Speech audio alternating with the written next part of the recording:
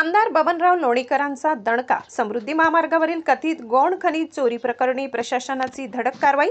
जालना नांदेड समृद्धी महामार्गाच्या कामातील कथित गौण खनिज चोरीचा मुद्दा विधानसभेत आक्रमकपणे मांडल्यानंतर आमदार तथा माजी मंत्री बबनराव लोणीकर यांच्या सातत्यपूर्ण पाठपुराव्यामुळे प्रशासनाने कारवाईला वेग दिलाय. समृद्धी महामार्गाच्या कामासाठी नियुक्त कंत्राटदार एजन्सीने केवळ 78,000 ब्रास गौण खनिजाची रॉयल्टी भरली असून प्रत्यक्षात सुमारे 10 लाख ब्रास गौण खनिजाचे अवैध उत्खनन करून शासनाचा मोठ्या प्रमाणात महसूल बुडविल्याचा आरोप करण्यात आलाय. तसेच जलसंपदा विभागाची आवश्यक परवानगी न घेता उत्खनन केल्याचाही आरोप असून या प्रकरणी जलसंपदा विभागाच्या उपअभियंत्यांनी परतूर पोलीस ठाण्यात गुन्हा दाखल केला आहे. या पार्श्वभूमीवर आज पोलीस निरीक्षक श्री भागवत यांच्या नेतृत्वाखाली पोलिसांनी धडक कारवाई करत 3 टिप्पर जप्त केले. संबंधित वाहनावर गुन्हा नोंदविण्यात आला असून प्रकरणाचा पुढील तपास सुरू आहे. या कारवाईमुळे समृद्धी महामार्गाच्या कामातील कथित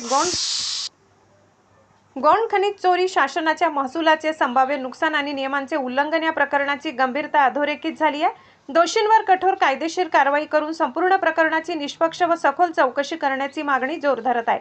माधव न्यूज महाराष्ट्र, संपादक सुरेश पोटे. इतकंच. अशा आणखी महत्त्वाच्या बातम्या पाहण्यासाठी आमच्यासोबत जोडलेले रहा. आमचा व्हिडिओ लाईक, शेअर आणि चॅनल सबस्क्राईब करायला विसरू नका. धन्यवाद.